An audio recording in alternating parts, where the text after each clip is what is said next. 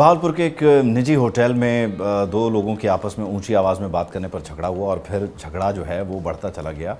मामला एग्जैक्टली हुआ क्या है, बात कहां तक पहुंची, बढ़ी क्यों, हो क्या रहा था, इस सब को डिस्कस करेंगे। चौधरी मुर्तज़ा हमारे साथ मौजूद हैं, हमारे नुमाइंदे बहावलपुर से। बहुत शुक्रिया चौधरी साहब, थैंक यू फॉर जॉइनिंग अस।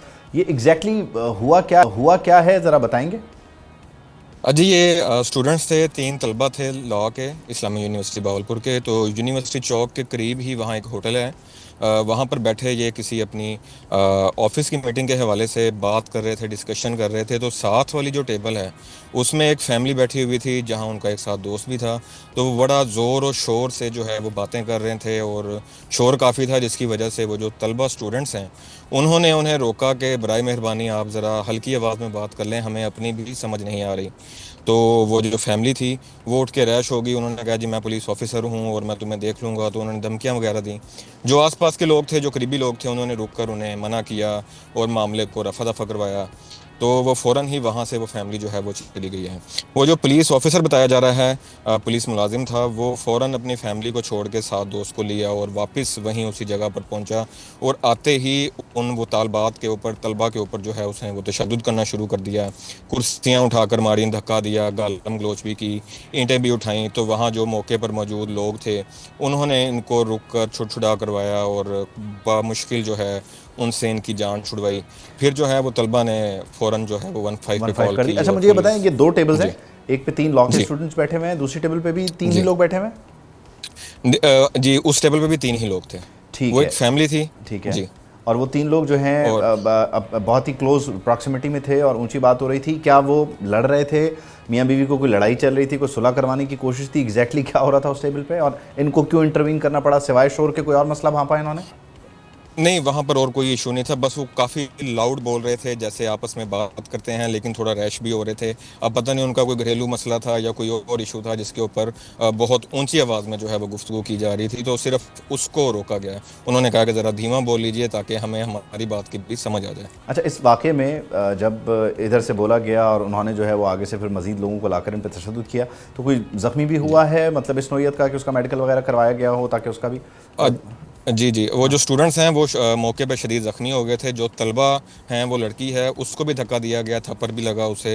वो भी वहाँ पर मौके पर गिर गई। और जो साथ उसके स्टूडेंट था उसका जो है वो सर से खून निकलना शुरू हो गया, ज़ख्मी हुआ वो। तो पुलिस ने फ़ौरन जो है वो कार्रवाई करते हुए दोनों अफराद के ऊपर जो है वो एफआईआर देख कर उन्हें गिरफ्तार भी कर लिया था। और वो जो अपने आप को पुलिस मुलाजिम कहता है वो डिसमिस हो चुका है दूसरे महीने से ही। तो तकरीबन कोई चार एक महीने हो चुके हैं, वो पुलिस मुलाजिम जो है वो डिसमिस है। अच्छा, वो 4 महीने से डिसमिस था और वो बुनियादी तौर पर जी, वो डिसमिस। भावलपुर शहर का ही है, यहीं का रिहायशी है।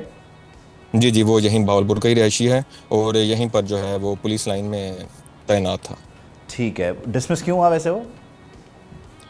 कुछ शिकायतें वगैरह होंगी, तो उसी बिना पर जो है डीपीओ भावलपुर ने जो यहाँ पर ज़ीरो टॉलरेंस जो है वो रखा हुआ है करप्शन के ऊपर। हाँ। और मुख्तलिफ जो चीज़ें हैं उनको वो देखते हुए जो है वो फौरी कार्रवाई करप्ट था करते या हैं। इसके और टेम्परामेंट का इशू था?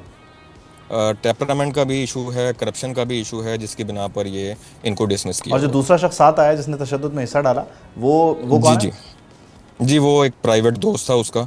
वो उसके साथ में आया, जिस तरह दोस्तों को लोग साथ ले आते हैं और लड़ाई लड़ाई झगड़े में शामिल कर लेते हैं। तो उन्होंने ईंटें उठाई और कुर्सियां उठाकर जो है उन तलबात को जो है वो शदीद ज़ख्मी कर दिया। ठीक है, जो तीन लॉ स्टूडेंट्स है इसमें दो लड़के थे, एक लड़की थी। जी, दो लड़के थे और एक लड़की थी। तीनों जो हैं वो इस्लामिया यूनिवर्सिटी के स्टूडेंट्स हैं। तो जब ज़ाहिर है ये लॉ स्टूडेंट्स हैं तो फिर वकला बरादरी की तरफ से भी कोई रद्द-ए-अमल आया होगा। क्या इस वक्त सूरत हाल है वहाँ? जी, वो डीपीओ भावलपुर ने फ़ौरन कार्रवाई करते हुए जो है वो एफआईआर भी फ़ौरन एफआईआर लॉन्च हो गई थी और मुलजिमान को गिरफ्तार भी कर लिया था। तो इसकी वजह से फिर जो है वो मामला तो कूल डाउन हो गया। गिरफ्तारी के बाद ये जो डिसमिस्ड साहब हैं जिन्होंने तशद्दुद जी। किया, ये क्या बताते हैं कि एग्जैक्टली इन्हें बुरा क्या लग गया कि जो इन्हें इन लॉ स्टूडेंट्स को मारना पड़ा? उनसे तो कोई ज़्यादा बात नहीं हो सकी। जो साथ उनके थे उनका बस यही कहना था कि इन्होंने बदतमीज़ी की है, फैमिली के साथ थे तो इन्होंने हमें क्यों रोका, क्यों मना किया। हम पब्लिक प्लेस पर बैठे हुए हैं, तो वहाँ पर ऊंची आवाज़ में बात करें या धीमी लहजे में बात करें, तो ये कौन होते हैं हमें रोकने वाले।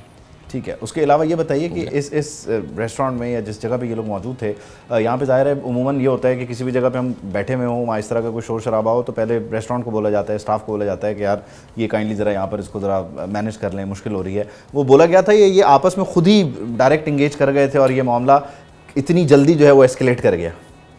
जी बेसिकली देखें, ये चाय वाला ढाबा था एक, तो ढाबों के ऊपर जो है वो इतना ज़्यादा कहा नहीं जाता और कुछ ज़्यादा डायरेक्ट ही बात हो जाती है। इस डायरेक्ट बात हो जाती है। तो साथ साथ बैठे थे दोनों टेबल्स पे, तो उन्होंने खुद ही उनसे रिक्वेस्ट कर ली कि ज़रा काइंडली धीमा लहजा अख्तियार करें, हमें अपनी बात की भी समझ नहीं आ रही, वैसे भी हम रोड के ऊपर ही बैठे हुए हैं, शोर शराबा ज़्यादा है।